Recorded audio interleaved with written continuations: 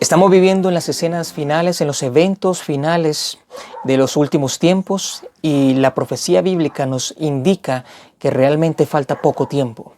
Necesitamos entender cuál es el plan de Dios para estos últimos tiempos y qué debes tú hacer en estas circunstancias. Yo he entendido por las Escrituras, y muchos han podido encontrar en la palabra de Dios aliento y esperanza para estos tiempos finales. Es necesario que la Biblia sea la que nos muestre el camino en el cual debemos nosotros andar. Dios dice en Isaías capítulo 46, versículos 9 y 10, dice la palabra de Dios: acordaos de las cosas pasadas, las cosas antiguas. Yo soy Dios y no hay otro.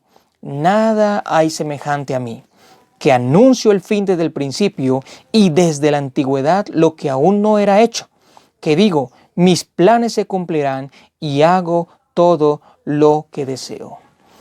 Quiero que ores conmigo y que podamos estudiar en esta hora. Oremos. En el nombre de Jesús, te agradecemos, Padre Celestial, por esta oportunidad. Queremos rogarte que el Espíritu Santo nos guíe, nos ilumine, nos instruya y nos enseñe las profecías concernientes al fin de la historia. En el nombre de Jesús oramos. Amén. Bien, la Biblia dice que Dios conoce todo, desde el principio hasta el fin. Y como pueblo de Dios, estamos viviendo las últimas escenas de la historia de este mundo. La Biblia nos muestra en qué momento nos encontramos. Vamos a ir al libro de Daniel para poder entender cronológicamente en qué tiempo y cuánto nos falta para que todo concluya en este mundo. Dice el libro de Daniel, el capítulo 7, él relata en esa visión 4 bestias. Dentro de esas 4 bestias, la cuarta, él la describe como espantosa y terrible. Y en el versículo siguiente nos habla que el versículo 8 dice: mientras yo contemplaba los cuernos, vi que otro cuerno pequeño subió entre ellos. Después de esas 4 bestias, de esa cuarta bestia que se describe en el versículo 7 como espantosa y terrible, dice que después de esos cuernos surge un cuerno pequeño. Después de esa cuarta bestia surge un cuerno pequeño, y dice que ese cuerno pequeño subió entre ellos y delante de él fueron arrancados 3 de ellos.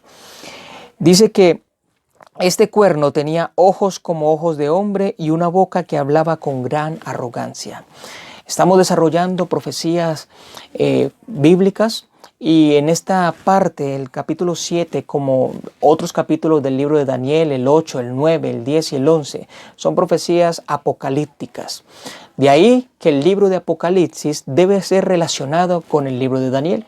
Los dos deben ser tomados como si fuera un solo libro: la profecía de Daniel y la revelación del libro de Apocalipsis. Uno es una profecía y el otro es una revelación. Por lo tanto, aquí nos dice que esas 4 bestias viene un cuerno pequeño. Ese cuerno pequeño que se describe, dice que tiene una boca que hablaba con gran arrogancia. Vemos allí 4 bestias, 10 cuernos, y dentro de esos 10 cuernos surge un cuerno pequeño. Y ese cuerno pequeño habla palabras arrogantes y tiene ojos como de hombre. Inmediatamente después de ese cuerno pequeño, en el versículo 9, dice la Biblia: mientras yo miraba fueron puestos tronos, y un anciano de muchos días se sentó. Su vestido era blanco como la nieve, y el cabello de su cabeza como lana pura. Su trono llama de fuego, y sus ruedas fuego ardiente.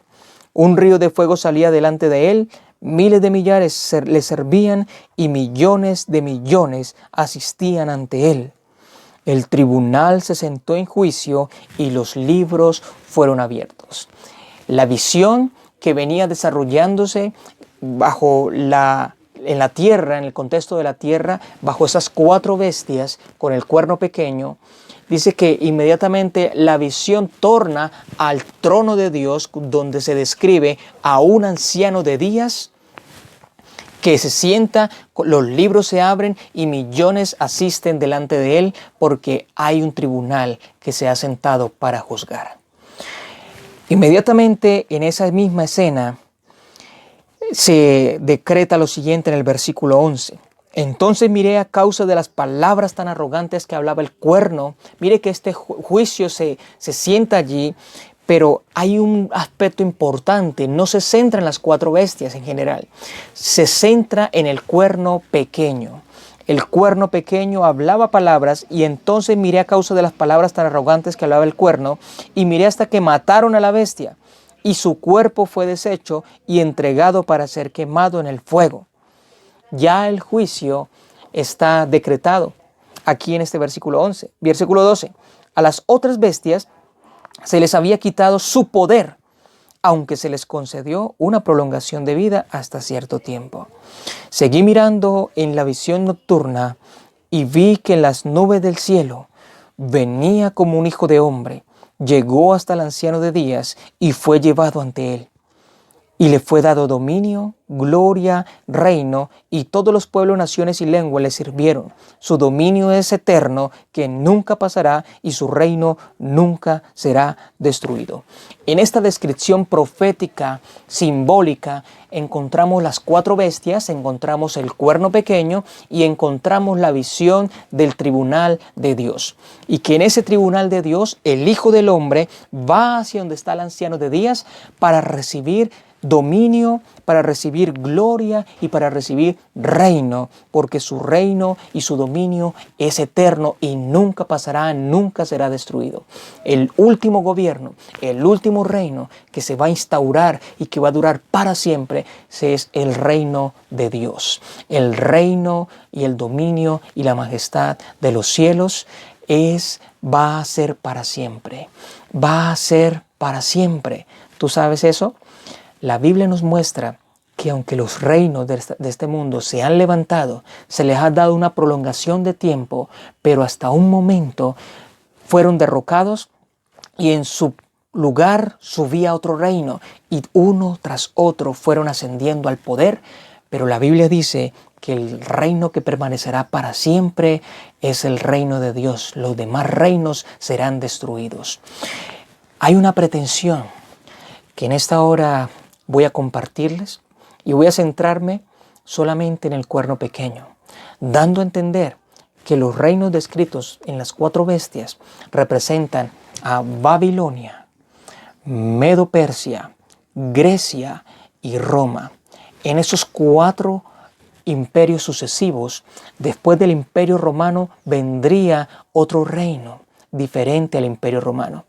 Pero que de ese imperio romano iban a surgir 10 cuernos, que significan la división del imperio romano en las diferentes naciones que hoy en día se conocen en Europa.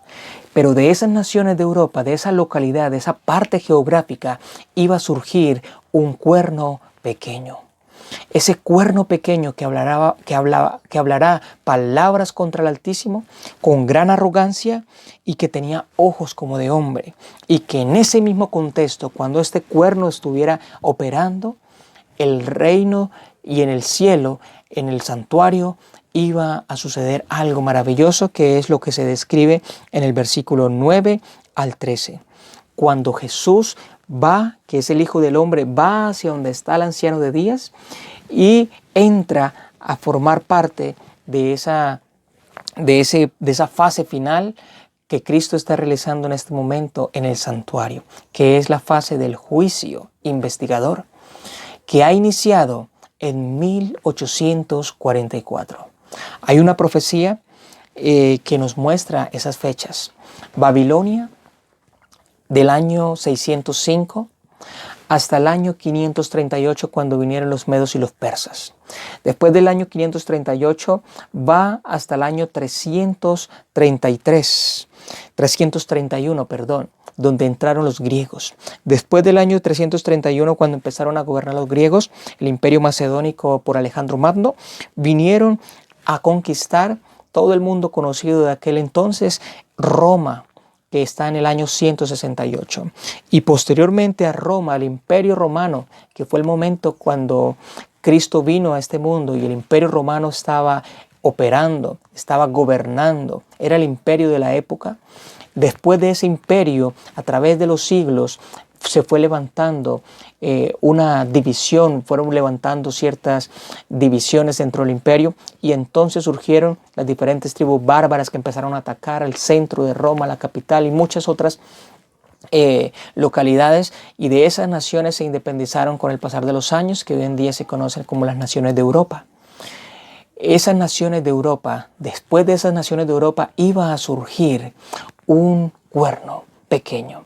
Ese cuerno pequeño tiene una localidad geográfica, tiene un momento en la historia en que surgiría. Y la profecía describe que son 3 cuernos los que destruye para entonces surgir ese cuerno pequeño. ¿Qué es un cuerno? Dice la misma Biblia en el mismo capítulo 7, en el versículo 24. Los 10 cuernos significan que de aquel reino se levantarán 10 reyes. Tras ellos, los cuernos allí simbolizan reyes. Tras ellos se levantará otro. Es decir, ese cuerno pequeño es un rey, es un reino que será diferente de los primeros y derribará a 3 de ellos. La misma Biblia se está interpretando a sí misma. Está mostrando de que los reinos que iban a suceder uno tras otro iban a ser destruidos, y en esa sucesión de imperios vendría una división en ese cuarto imperio con esos 10 reyes que se levantaron en medio de ese imperio romano, de esa Roma pagana. Se dividió el imperio y surge de esa división un rey, un reino pequeño que sería diferente a los demás. ¿Y por qué diferente? ¿Saben por qué? Porque el mismo versículo 25 nos lo relata. Dice, hablará palabras contra el Altísimo, a los santos del Altísimo quebrantará y tratará de cambiar los tiempos y la ley. La Biblia nos muestra que ese cuerno pequeño se iba a levantar contra el Dios Altísimo, contra el mismo Señor. Por eso el juicio se tiene que abrir en el cielo para darle terminación a ese poder antagónico, a ese poder enemigo de Dios. Dice la Biblia que ese reino iba a acabar, iba a tratar de cambiar los tiempos y la ley.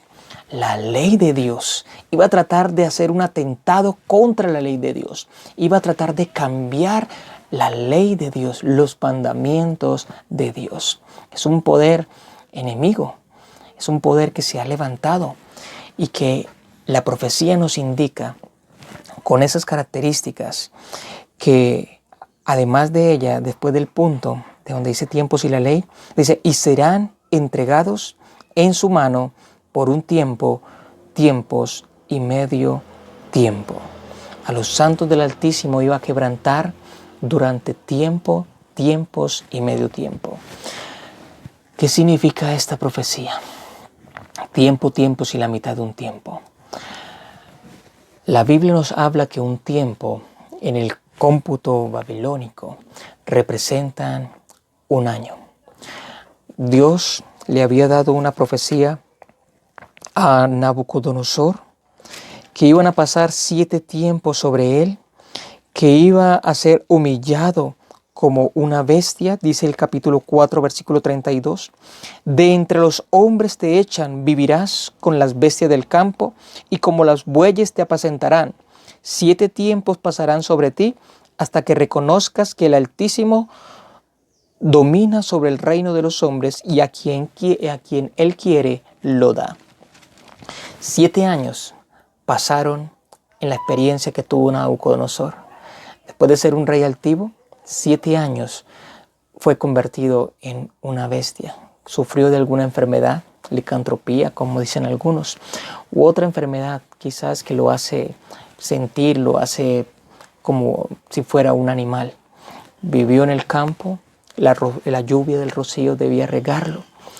Y entonces, después de esos 7 años que pasaron, esos 7 tiempos, Nabucodonosor al final reconoció la soberanía y el poder de Dios. A diferencia de este reino del cuerno pequeño que se levanta contra Dios, que se levanta contra el pueblo de Dios y que se levanta contra la ley de Dios, ese cuerno pequeño no va a cambiar, porque detrás de ese cuerno pequeño está Satanás para llevar su propósito de llevar al mundo a la adoración final, a la adoración hacia Él.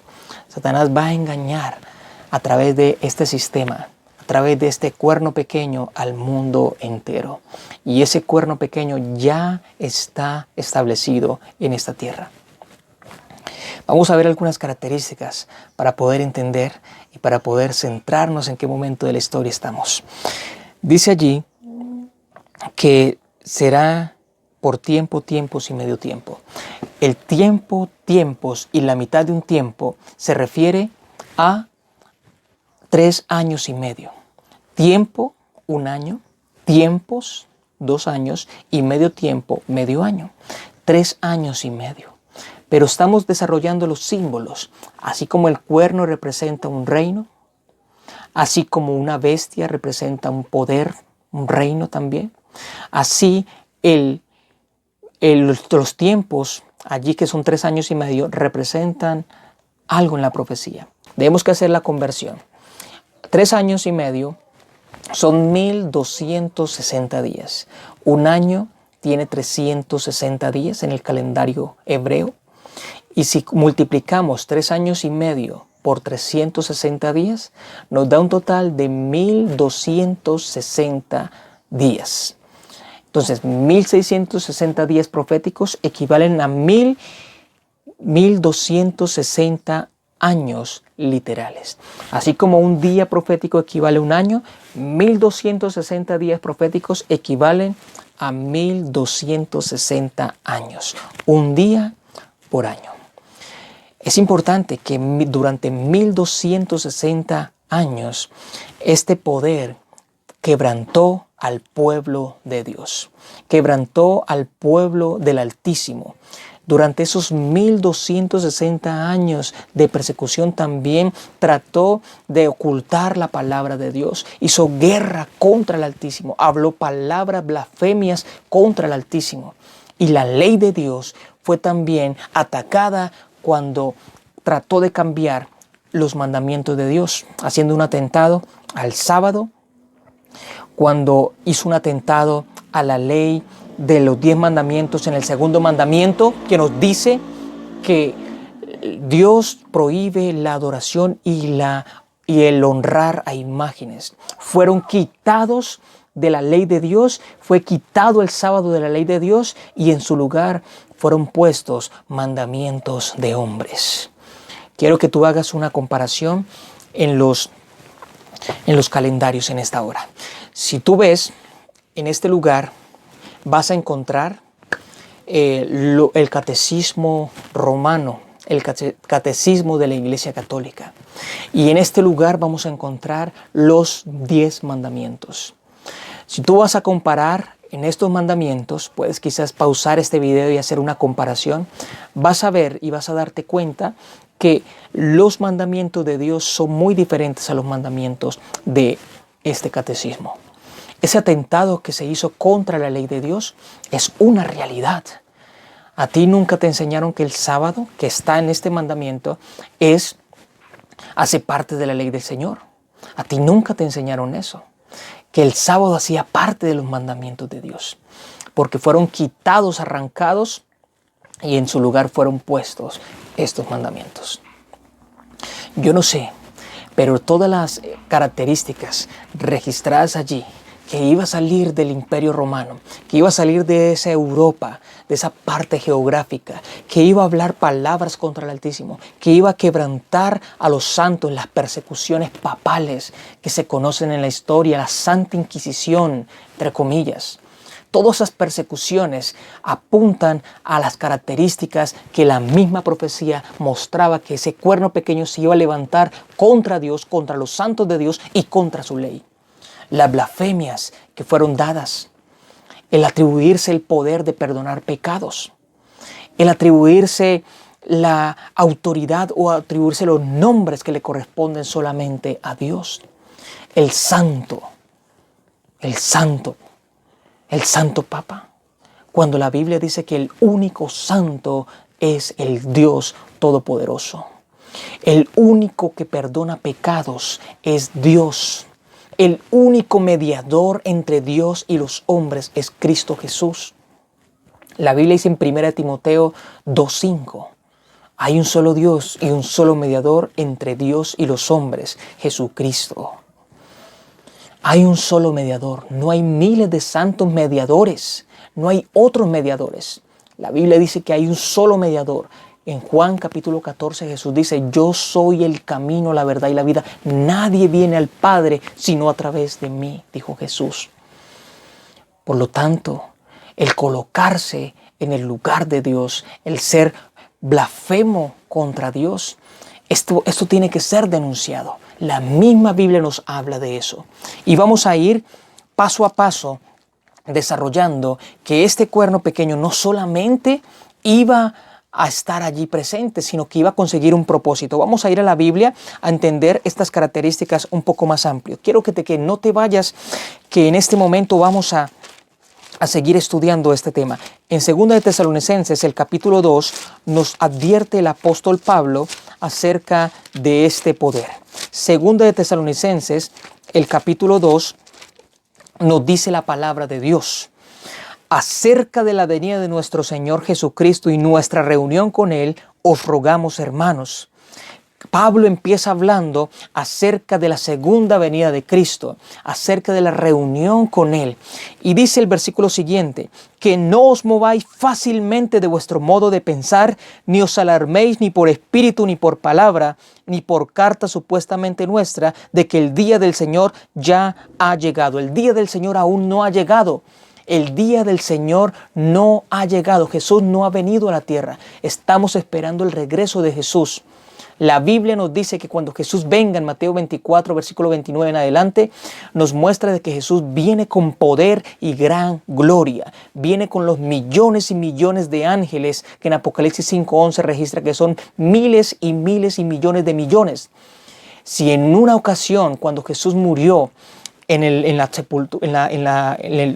cruz del Calvario y fue llevado a ese sepulcro, después al tercer día vino un solo ángel que descendió y en ese momento los guardias que estaban cuidando la tumba para que nadie entrara, dice que hubo un terremoto y los guardias que quedaron allí, los romanos soldados, cayeron casi como muertos, espantados del terror de un solo ángel, del poder de un solo ángel. Cuando Cristo venga, vendrá con sus millones y millones de ángeles. Millones y millones de ángeles se presenciarán en el cielo, en las nubes de los cielos, la tierra temblará y la presencia de Cristo, su gloria, su poder será manifestado en todas las naciones de este mundo. Eso no ha acontecido. Estamos esperando ese momento cuando nuestro Rey venga a la tierra para llevar a su pueblo. La Biblia nos dice en 2 Tesalonicenses capítulo 2, nos sigue diciendo que acerca de eso no debemos movernos de nuestra manera de pensar. Versículo 3, nadie os engañe en ninguna manera, porque ese día no vendrá sin que antes venga la apostasía y se manifieste el hombre de pecado, el hijo de perdición, que se opondrá y se exaltará contra todo lo que se llama Dios. Este hijo de perdición, esta apostasía global, se opondrá contra todo lo que se llama Dios. Se colocará en el lugar que le corresponde a Dios. Se atribuirá a cosas, atributos, nombres que le corresponden solamente a Dios. Y entonces este poder se colocará en el lugar donde Dios le corresponde. Dice ahí, o que se adora hasta sentarse en el templo de Dios como Dios, haciéndose pasar por Dios. Es un poder impostor. Es un poder que va a buscar la paz mundial. Es un poder que quizás tendrá planes para hacer de esta tierra un mundo mejor, de reunir al mundo en una unidad para ser adorado como Dios. Pero la Biblia nos dice que cuando Cristo viene habrá paz mundial. Pero mundial en la tierra nueva, No, aquí, cuando Cristo venga, vendrá con su ejército para llevar a su pueblo, para destruir a ese poder que se coloca y que se atribuye lo que le corresponde a Dios. Va a ser destruido y los que fueron engañados también serán destruidos. Y fueron engañados no porque no conocieron la verdad, sino porque rechazaron la verdad, porque desecharon el mensaje que Dios tenía para estos tiempos finales en los cuales estamos viviendo. Dice la profecía, el versículo 5, ¿no os acordáis que cuando estaba todavía con vosotros os decía esto? Él sigue leyendo y dice el versículo 9, la aparición de este inicuo es obra de Satanás con gran poder, señales y prodigios mentirosos. Y dice el versículo 8, cuando se manifieste ese inicuo, a quien el Señor matará con el aliento de su boca y destruirá con el resplandor de su venida. Este poder va a estar presente y va a estar actuando hasta el momento cuando Cristo venga en las nubes de los cielos, porque el Señor lo va a destruir con el resplandor de su venida. Es decir, si estamos esperando ya el momento de la venida de Cristo, estamos esperando ya el desenlace de los acontecimientos finales, el poder enemigo va a estar obrando hasta el momento cuando Cristo aparezca en las nubes de los cielos. Es un poder que ya en el presente ya está gobernando y está llevando a cabo sus propósitos de recibir adoración. Dice el versículo 10, y con todo tipo de maldad que engaña a los que se pierden, y se pierden porque rehusaron amar la verdad para ser salvos. Los perdidos, dice la Biblia, que son como la arena del mar, y que estos que se pierden porque rehusaron amar la verdad. La verdad se les presentó, se les predicó la verdad, se les mostró el camino, se les mostró que los mandamientos de Dios es la ley del Señor que debemos cumplir. Se les presentó que el sábado es el día de adoración del Señor nuestro Dios. Pero ellos van a rechazar ese mensaje y se van a ir en pos de esos engaños y van a caer presa fácil de Satanás. Y dice que se perdieron porque rehusaron amar la verdad. La Biblia nos muestra que Jesucristo es la verdad. Jesús dijo, yo soy el camino, la verdad y la vida. Jesús es la verdad. Su palabra es la verdad. Juan 17, 17. En la oración sumo sacerdotal de Jesús, Él dijo, Padre, santifícalos en tu verdad. Tu palabra es verdad. Y el Salmo 119 nos muestra todo referente a la ley del Señor.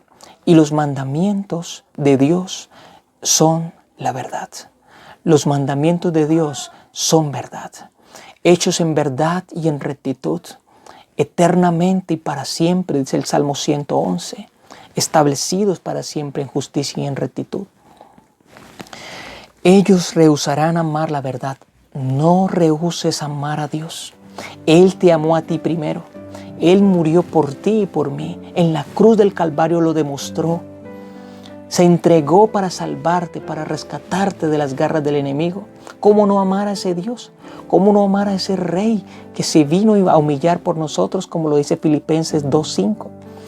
Que haya en vosotros el mismo sentir que hubo en Cristo Jesús, que aunque era en forma de Dios, de condición divina, no quiso aferrarse a su igualdad con Dios, sino que se despojó a sí mismo, tomó la forma de siervo y se hizo semejante a los hombres.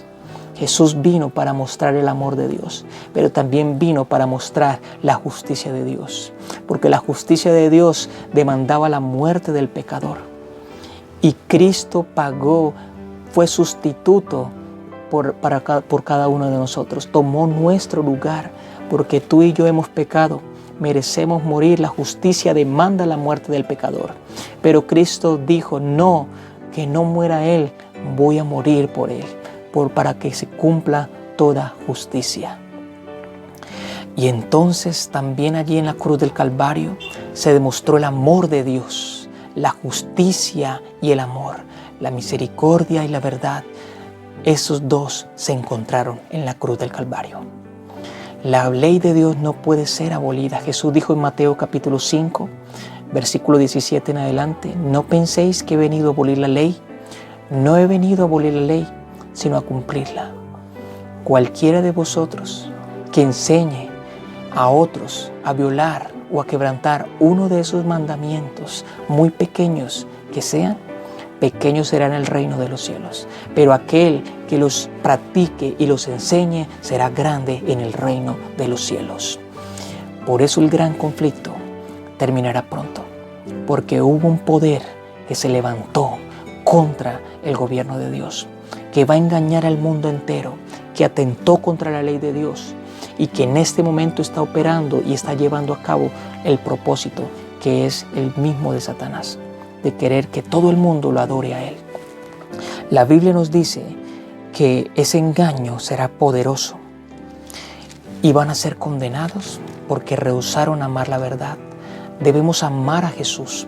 La Biblia dice: si me amáis, que yo soy la verdad, guardaréis mis mandamientos, que también son verdad. Juan 14:15.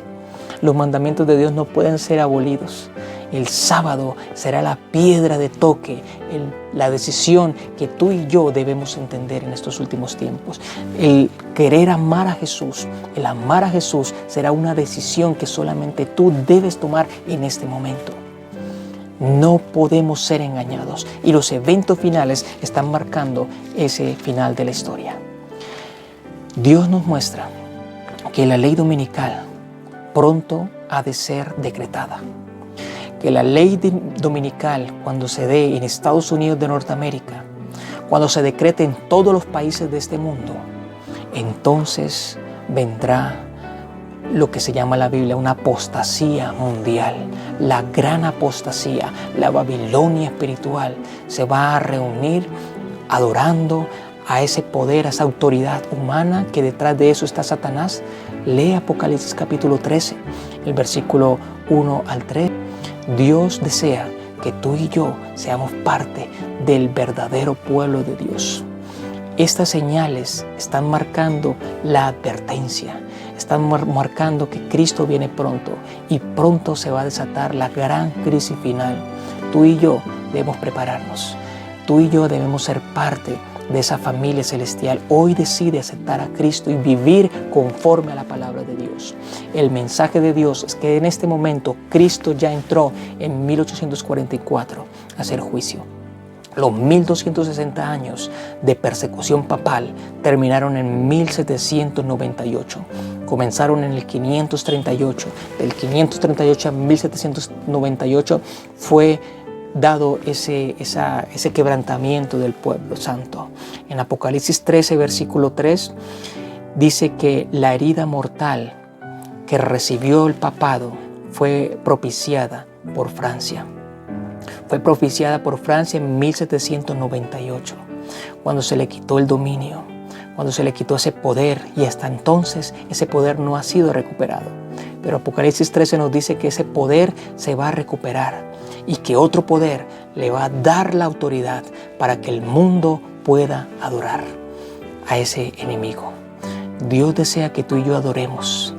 Dios desea que tú y yo podamos ser de esos hijos de Dios obedientes. Que Dios te bendiga, que Dios te guarde y que hoy puedas tomar una decisión por el Señor. Oremos. Maravilloso Dios, te agradecemos, Padre Celestial, porque en la cronología de los acontecimientos de los reinos sucesivos que has descrito, Señor, hace 2600 años, porque tú conoces el futuro, Señor, desde el principio, y nos has revelado por medio de esos eventos, de esas profecías, lo que ha de acontecer en estos días. Tú nos adviertes lo que vendrá sobre este mundo. Hemos visto que Babilonia fue levantada. En su lugar fueron los medos y los persas, luego vinieron los griegos, luego vinieron los romanos, luego vinieron la división del Imperio Romano en las diferentes naciones de Europa, y dentro de esa parte geográfica surge de Roma el poder papal, que toma su dominio en el 538 y va hasta 1798. Quebrantando el pueblo de Dios, atentando contra tu ley y hablando blasfemias contra ti, tu santuario y tu nombre. Pero sabemos que después de esa herida mortal, tú ibas a establecer un juicio en el cielo. un juicio donde Jesús pasa a tomar parte en la historia de este mundo en el santuario celestial. Un juicio para poder darle fin a ese poder y poder purificar nuestras vidas y limpiarnos de toda maldad, llamándonos al arrepentimiento por medio de tu palabra y preparándonos a través de estas alertas que acontecen en este mundo. Rogamos, Señor, que podamos ser fieles a ti en medio de este desenlace de la crisis que se avecina, Señor. De este desenlace de la crisis final, y que tu Santo Espíritu sea con nosotros y que nos lleve al conocimiento de toda verdad, a poder amarte de verdad y amar tus mandamientos. Todo esto te lo pedimos y te lo agradecemos en el nombre de Jesús. Amén.